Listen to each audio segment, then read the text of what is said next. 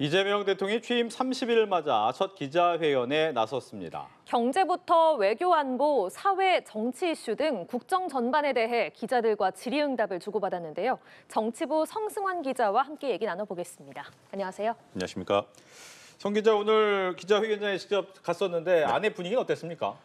아무래도 뭐 처음 경험하는 기자들도 있을 것이고 이전에 경험을 했던 기자들도 있을 텐데 아무래도 좀 처음 경험하는 기자들이 많다 보니까 좀 긴장하는 모습들을 좀 볼 수가 있었고요. 예. 그리고 이제 외신 기자들도 함께 있고 영빈관이라는 곳이 널찍하기도 하지만 또 그렇게 많은 인원을 수용할 수 있는 곳은 아니다 보니까 좀 웅성웅성했다 이런 좀 얘기를 말씀을 드릴 수가 있을 것 같고요. 대통령실 참모들이 다 모여 있지 않습니까? 대통령이 들어오기 전에 아무래도 뭐 그 비서실장이라든지 안보실장이라든지 또 정책실장이라든지 실장들 이하 수석들까지 한 자리에 있다 보니까 기자들이 그 앞에 이제 쭉 줄을 서서 명함을 주고 인사를 하기 위해서 그렇게 서 있는 모습들도 좀 볼 수가 있었던 그런 장면이었고요.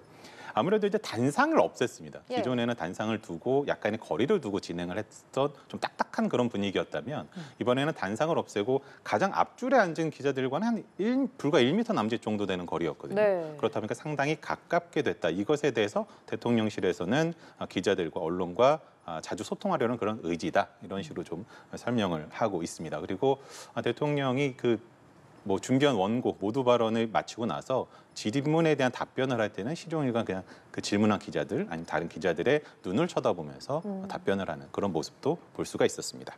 예, 나름대로 질문을 준비해간 기자들이 많았을 텐데 이 질문할 기자를 선정하는 방식도 인상적이었습니다. 제비뽑기를 하는 것처럼 명함을 뽑아서 선정을 하더라고요. 네, 그렇습니다. 저도 질문을 준비했는데 예. 기회가 주어지지 않아서 질문을 하지 못했는데요. 이게 뭐 사실은 질문을 기자들이 상당히 많이 준비합니다. 왜냐하면 앞선 차례에서 막 질문을 할 수도 있고 또 답변에 나올 수도 있고 이렇기 때문에 상당히 공을 많이 들였는데 그러다 보니까 모든 기자들이 다 질문을 하고 싶어 하죠. 하지만 그것이 지명을 할 경우에는 자칫 뭐 좀 치우친다든지 누구는 좀 소외된다든지 이런 부분이 있기 때문에 그래서 도입한 것이 이제 그 통에 분야별로 통을 놓고 거기에 이제 명함은 기자단 하나만 넣을 수 있습니다. 분야를 골라서 넣고 그것을 이제 간사단이 뽑아서 해당 언론사가 이제 질문 기회를 주어지는 그런 모습들이 있었고 예. 그 전에 이제 대통령이 손흔 든 기자들 중에서 지명을 하기도 하고요. 아무래도 그 좀 색다른 질문자 선정 방식이었다. 좀 이렇게 좀 볼 수가 있고요. 그리고 대통령실에서는 공평하게 좀 기회를 주기 위한 차원이다. 그리고 미디어 월을 또 마련을 했습니다. 그러니까 그 대통령실 출입 언론사들뿐만이 아니라 풀뿌리 언론이라고 해서 각 지역별로 그곳에서 열심히 활동하고 있는 취재를 하고 보도를 하고 있는 언론들을 선정을 해서 그 미디어 월에 같이 좀 동참할 수 있는 그런 방향으로 좀 이번에 좀 세팅을 했다. 이렇게 설명을 드릴 수가 있겠습니다. 네, 이제 모두 발언이 있었습니다. 이 모두 발언의 키워드도 보이는데 어떤 것이 가장 중요한 키워드라고 생각하는지. 일단은 회복과 정상화라는 것에 방점을 좀 찍은 것 같습니다. 30일 동안 무너졌던 이 사회, 경제, 또 민생 이런 부분들을 회복하고 또 정상화시키는데 정말 치열하게 달려왔다라는 부분들을 여러 가지 사안들을 들어서 좀 설명을 했고요. 그리고 이제 30일을 온 소회가 그것이었다면 남은 4년 11개월이 남아있지 않습니까? 그 동안에는 위기를 넘어서 이제 무한한 기회의 창을 열겠다. 그것이 국민의 명령이고 그것을 이뤄내겠다. 전력 투구를 하겠다. 이렇게 좀 강조를 하면서 민생 회복 그리고 성장 동력을 확보하는 것도 굉장히 중요하고 예. 국토 균형 발전 또 상당히 질문들도 많이 나왔었는데 이 부분에 대해서도 의지를 강조한 바가 있습니다. 예, 그 질문에 대한 답변을 보면은 부동산, 검찰 개혁, 뭐 한미 관계, 한일 관계 정말 다양한 내용들이 있었는데 이 질의응답과 관련해서는 어떤 내용이 눈에 띄었습니까? 일단은 아무래도 무작위 그 질문자 추첨이다 보니까 다양한 질문들이 나올 수밖에 없잖아요. 그러다 보니까 다만 이제 제한된 시간 속에서 좀 하다 보니 한 질문에 대해서 추가 질문을 하지는 못했다는 점. 그러니까 깊이감이 조금은 부족할 수도 있었다. 보시는 국민 여러분께서 그런 부분에서 조금 아쉬움이 있을 수도 있겠습니다만 제가 가장 좀 주목했던 부분은 인사와 관련한 대통령의 말씀이었습니다. 그러니까 이제 국민께 이런 부분들은 좀 얘기를 하고 싶다라고 하면서 인사 원칙에 대해서 언급을 했는데요. 아무래도 이제 그 농림부 장관이라든지 식약처장이라든지 이런 거는 그 윤석열 전임 정권에서 일했던 분들을 유임시키는 그런 결정을 하지 않았습니까? 예. 그리고 특히나 이제 봉욱 민정수석 같은 경우는 이제 검찰 출신 인사가 이제 또다시 이제 검찰 개혁이라는 실무를 맡는 것에 대한 우려사항 이런 부분들에 대해서도 너무나 잘 알고 있다. 다만 한쪽만 쓰면은 결국에는 끝없는 전쟁이 벌어진다. 이렇게 좀 언급을 했습니다. 그러니까 이제 기본 역량을 갖추고 있고 국가와 국민에게 충직한 기본 자세를 갖고 있다면 다 같이 가야 된다라는 얘기를 하면서 또 설명했던 부분이 그 공무원이라는 것은 결국에는 국가 지도자가 누구냐가 따라서 그 사람이 원하는 방향대로 일을 하도록 법으로 되어 있기 때문에 그 부분까지 좀 문제 삼는 것은 좀 과도할 수 있다라는 취지로 좀 해석이 됐습니다. 그래서 시멘트와 자갈 등은 섞어야지만 콘크리트가 된다.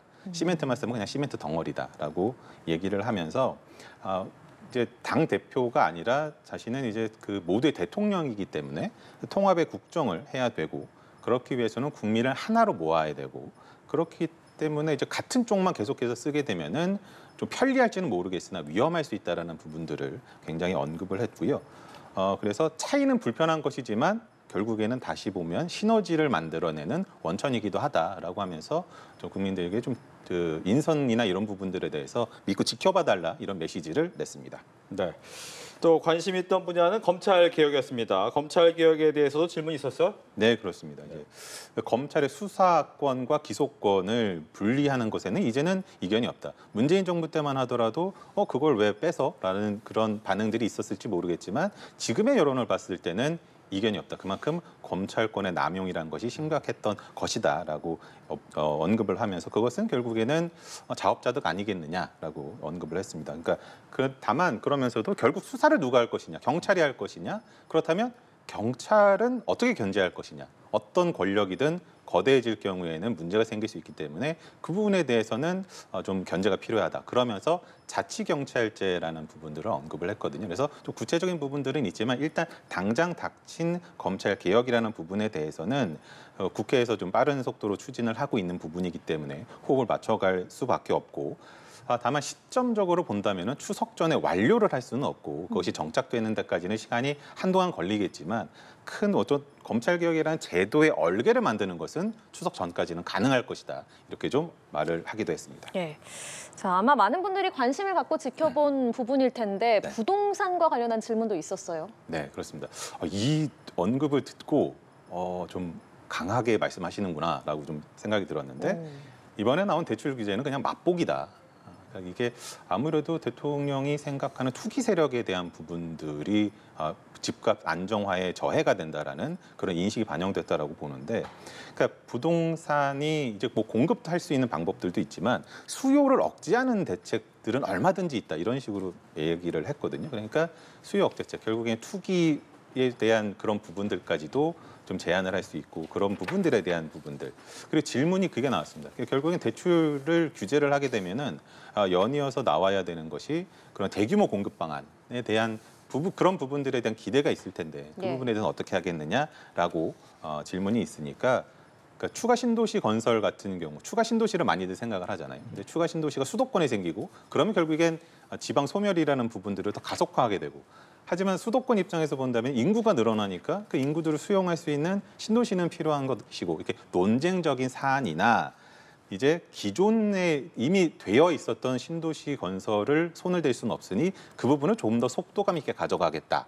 그래서 그렇게 얘기를 했습니다. 그래서 이제 기자들 사이에서는 이건 추가 신도시 지정은 쉽지 않고 기존에 돼 있던 것을 좀 더 빠른 속도로 신속하게 공급을 하는 그런 차원으로 좀 이해를 했던 부분이 있고요. 그리고 이런 것들에 대해서는 이제 그 이재명 대통령이 기본적으로 이제 코스피라든지 주식 이런 부분들, 그러니까 우리가 너무 국민들이 투자할 수 있는 부분들이 너무 부동산에만 몰려 있는 것 아니냐. 그러니까 아무래도 안정자산이라고 생각을 하니까 그쪽으로 몰리니 이것을 조금 금융시장으로 조금 옮겨가는 것이 낫다. 이런 부분에서 연동됐던 그런 설명이라고 생각이 듭니다. 네. 미국과의 관세 협상에 대한 입장은 어떻습니까? 이게 좀 되게 외신에서 질문을 했는데 굉장히 이 질문이 많이 나올 줄 알았는데 사실은 만약에 저도 질문 기회를 받았으면 이걸 질문하려고 그랬는데 예. 뭐 질문이 많이 나오지는 않았습니다. 다만 이제 보안 측면이라는 것이 있고 그리고 대통령이 말을 하는 것 자체가 전략적으로 미국에 노출이 되는 부분도 있기 때문에 사실은 얘기하기가 상당히 제약되는 것이 정상이거든요. 그러다 보니까 미국과 관세 협정이 쉽지는 않다라는 부분들은 인정을 하지만 다만 최선을 다하고 있다라는 얘기를 하셨고 그리고 어쨌든 미국이든 우리든 서로 상호 호혜적으로 서로가 이익을 볼 수 있는 쪽으로 만들어 가야 되는데 그 방향에서 쉽지 않고 솔직히 미국에서 바라는 바 우리가 좀 바라는 바가 명확하게 정리가 되지도 않은 상황이다. 그래서 아직도 조금은 협의해 나갈 사안들이 있다라는 부분들을 좀 시사를 하기도 했고요.